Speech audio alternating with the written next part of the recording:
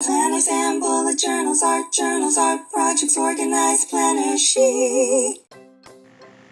Well, hello, planner babes, and welcome to Organized Planner Chic. I'm Lucinda, and if you haven't subscribed already, please do so and select the bell for notifications. I post a recorded video every Friday on planning, journaling, arts and crafts, or self-care, and I post a live video just about every Sunday. And I want to thank all my Patreon members who help make it possible to create videos like this. Well, thank you guys so much. And if you're interested in supporting me on Patreon, just go to patreon.com/organizedplannerchic. Okay, planner babes, for these DIYs, you're going to need some scissors and or a paper trimmer, which I'm going to be using a paper trimmer as well. You're going to need a bone folder, or you can use the handle of your scissors, something like that. You're going to need a pencil to mark where you want to draw some lines to cut.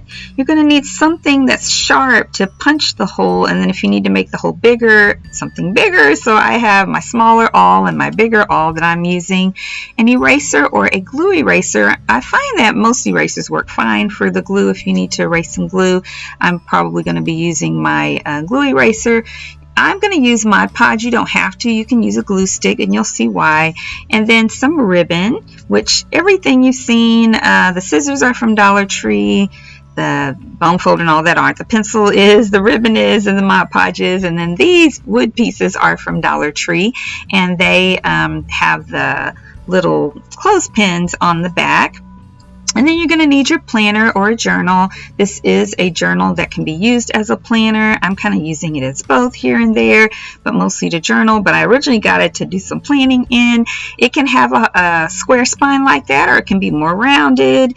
And then you're going to need a Dollar Tree gift bag, which has, well, in this case, fall colors, because this is for fall. And I think these colors work really well. And I'm so excited. Okay, the first thing you want to do is remove these handles because they're ribbon, and we're actually going to use one of them. Now, you don't have to tear the bag apart like I'm doing right here because I wasn't thinking clearly, and I'll show you what I mean in a moment. When I take off the other one, I do a better job, but all you really need to do is just kind of pull the ribbon over to the side where you can see the little hole opening, cut into that opening, and then you can just pull the ribbon right out. Now, it's a little bit harder the way I did it right there, but here on the other side, you can see it's super easy. Just move that over, cut into the opening, take the ribbon out, do the same thing on the other piece, and voila, it's just easy as pie. Okay, then you want to cut out the entire one entire side of the bag, the big rectangular piece, the really big one. Not the sides, but the big opening right here. And then you're just going to take a ruler and kind of straighten up the piece where you've cut it into to make sure you have a nice, pretty straight edge. And then you're going to just fold that in half so you can kind of see where things aren't lined up. And then we're going to do some cutting to get that all pretty squared up. And so I'm just taking my bone folder because I'm going to need that crease and to mark where things are even and where they need to be cut. And I'm going to need to use that crease here a little bit later as well. So I'm just going to take my paper trimmer. You can use your pencil and a ruler to mark and just cut that with some scissors, but it's so much easier with a paper trimmer. So I'm just cutting that on all three sides. Of course, I'm leaving the creased part alone and not cutting into that because we don't want that to happen. Okay, so now I'm just going to open it up, and I want to make some hems. Basically, I'm going to call them hems that we're just going to fold up on the top and the bottom, and we're actually going to do it. Did I do it on the sides too? Now I can't even think. But anyway, let's focus on the top and the bottom right now. And I didn't measure anything when I did the bottom piece, but when I did the top piece, you'll see a way that you can do it that might be a little easier. I think they both turned out fine both ways. Here I just eyeballed it and just folded it up and tried to fold it about the same amount all the way across the bottom. And then I just took my bone folder to kind of smooth that out. And now I'm using my Mod Podge. Now I wanted to use Mod Podge because I know that this glue will stay forever. It's not going to come apart. I would have to rip the whole thing apart, and what would be the point in that? And a glue stick will work fine too, as long as you put enough glue on both the part that's folded up and the part that you're folding down onto it. But if you want to make sure that that never comes apart, then Mod Podge is the way to go, y'all. I should have put something down on my surface to protect it. I didn't do it till later, which you see here. Then you're just going to sit your planner on top of that to kind of figure out how tall you need it to be. It's always better for it to be a little more than too little, yeah, because you don't want it to be too close. So then we're just going to take the paper trimmer, again, or you can use your pencil and your ruler and so forth, and cut the excess, but still, we wanted to have enough at the top to be able to create a hem as well. And so I'm going to mark this just about 1/8 of an inch taller than I really need it to be, because I don't want to fold too far and I want to have a little bit of give. So yes, I'm just going to mark that with my pencil, and then I'm going to take my ruler, and since I have this little horizontal line that I marked, it will help to position my ruler straight. So I'm going to mark that across, and then I can just line it up against that same little line there and take my pencil and mark it across the other way, since this was longer than 12 inches when it's opened up.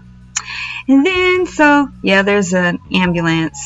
Do you guys say ambulance or ambulance? I say ambulance, and my family always laughs at me, but there's one driving past. Now that's sad, that's not funny, but I just thought I'd point out that we kind of say different words differently here and there. So what I did there is I'm just folding the paper down to the line that I marked, and that will help make it pretty straight and everything the same length all the way around. You do kind of have to peek to see the line, but yeah, and then you can just fold it without really creasing the fold. Fold it in half, like where we already have a crease on the side, and then just look and see if it's pretty lined up before you really press into the crease there at the top. And then just slowly do that, no rush on this, because it won't always go, yeah, see, it'll still kind of raise up, and then you just want to bend it a little bit. Just don't go too fast, so you don't wind up with a bunch of extra creases. They're not really noticeable because I did mess up when I did the sides. I didn't show all that on camera because it was a waste of time. And I did wind up with a couple of extra creases on the vertical parts, but hey, it's life, right? So then just take your bone folder and line things up so you can have a pretty straight lined up creases in the top and the bottom. And then you just, same thing, put your Mod Podge or use your glue stick to take care of that crease. Alrighty, and then, yeah, wipe up your spills. That's why you gotta have something to protect your table, which I always forget to do when I first start, Lucinda. Oh well. Yeah, okay, and then you just want to, as far as taking care of the sides, you want to take your planner and line up the left side of the spine with that crease that you have. Yeah, so this paper, I did not wind up creating creases on the sides because this paper is really strong, kind of glossy or heavy glossy paper. It's like magazine cover paper, and so it's super strong. Yeah, so then you just fold that over. So you line up your spine with the crease, that crease right there, and then you just fold it over the cover and then crease that. And then for the right side, you see how I have a crease over there on the right already? Well, that's because I didn't do it right first. So then you're just gonna, so you've lined up your planner on the left side of the spine, and then you take it and you line up on the right as well. I hope that makes sense. You just fold it over on there and kind of pinch it so you can see that you'll have a good spine that just perfectly matches the planner. And if it's rounded, same thing. And then you just take a, sorry about the sound, you guys.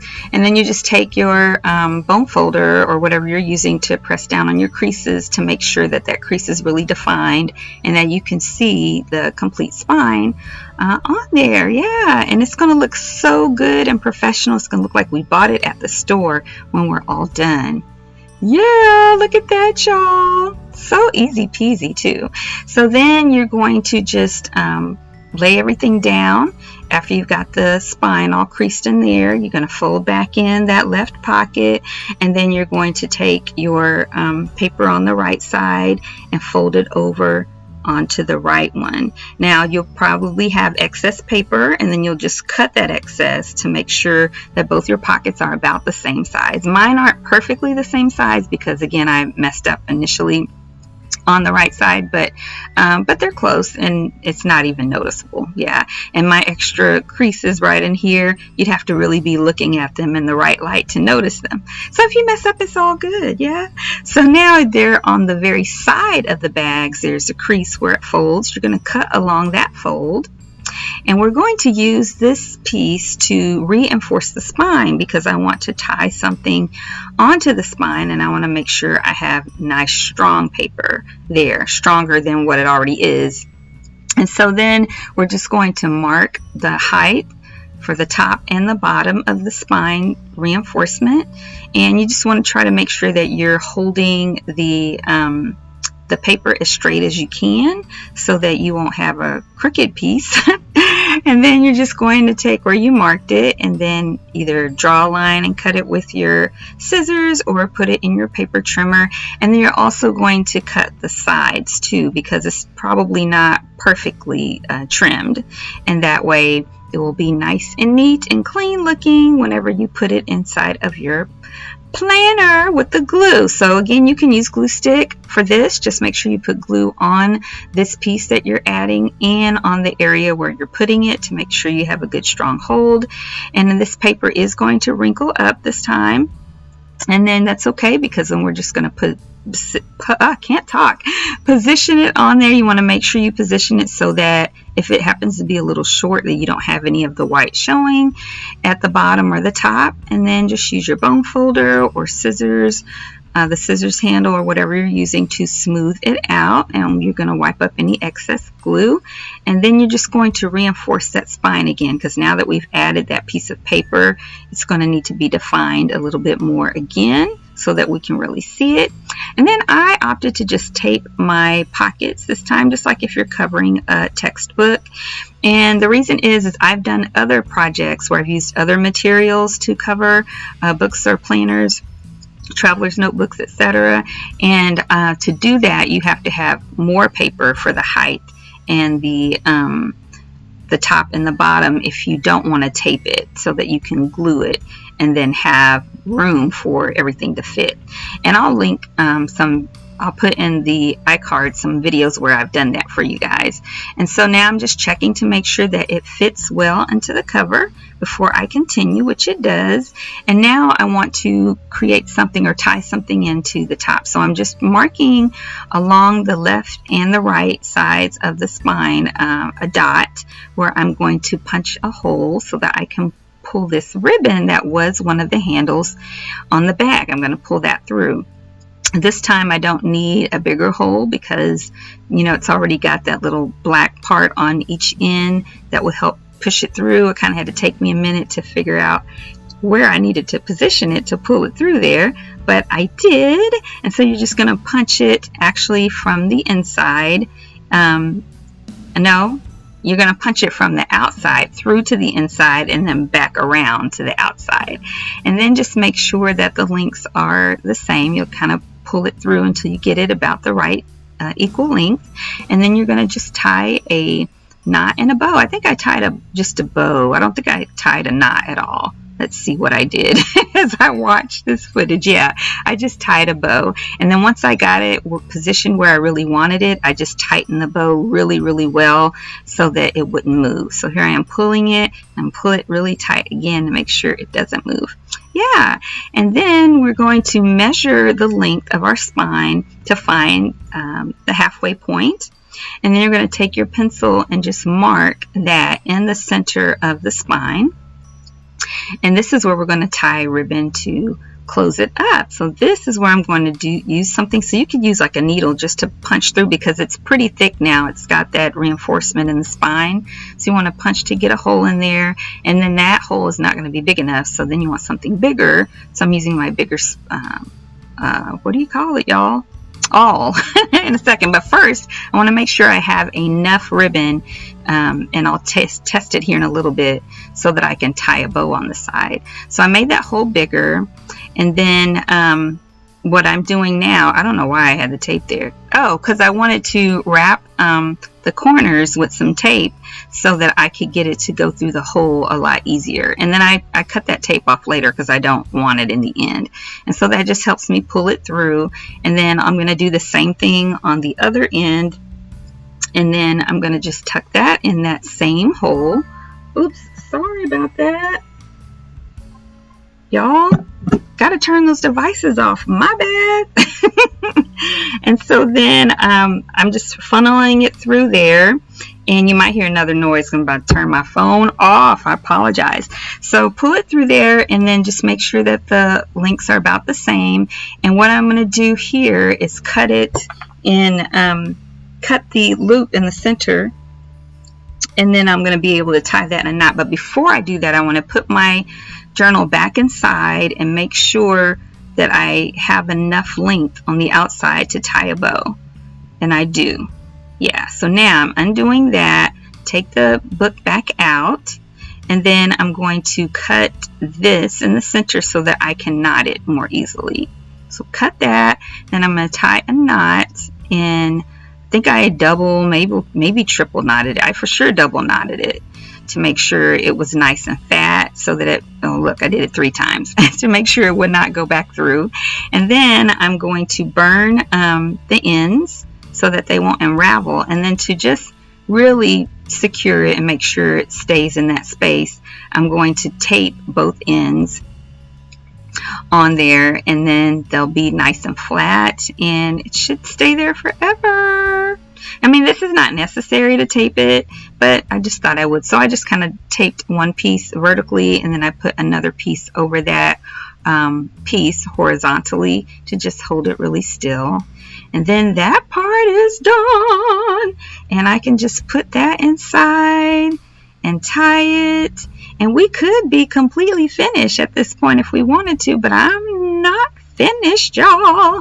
I decided that, of course, I always got to have some type of charm or dangle. That's just me. It's just how I roll. So I'm just going to tie this bow right here, and then we're going to work on the little wooden charm piece. But before I do that, I want to burn the ends of the tie to make sure they don't unravel. And plus I was cutting off that tape, you know, that I had on there before. And so now I'm just taking this wood piece, and I'm using my Jane Davenport butterfly markers. One of my subscribers said she was just going to use markers to color hers, and I thought, oh, that's a good idea. I think I'll use my butterfly markers. They're ink, and then I'm just used 2 different colors on there that were in fall colors that I felt like really blended with the cover. And so, yeah, it makes it so much easier. I feel like the darker color kind of bled a little bit, but it still looked really good. So now I'm taking my embroidery thread, which could actually be in any color because you're really not going to see it, and I'm going to run it through the little silver opening on here, and then I'm going to tie a knot to secure it to this little clothespin. And then after I do that, now let me tell you how you should do it, like I did last time I did a video like this, is instead of tying, when I tie it onto the ribbon, instead of tying it directly into a tight knot, what I meant to do was to make a loop and then tie a knot at the top of that loop and then double knot that knot, because that way it makes it easier for this little wood piece to move around along the ribbon. I mean, it moves along fine, but it would have been a lot easier for it to move around. And so, yeah, so you're just seeing me tie it and knot it to death. But it's definitely not going to come off. Yeah, so, and I just think it looks so pretty. I'm so happy with how this turned out. You guys, what do you think? Isn't it so pretty? Aren't these colors just lovely? Oh, man, you know, I just love these colors. And this little pink bow, how cute is that? I mean, we can use every part of this bag for anything. The little wood flower is so pretty. I think it just blends in really well. Look at that, you guys, especially with the colors in this planner. I think it just, I don't know, I think the whole thing just kind of says fall.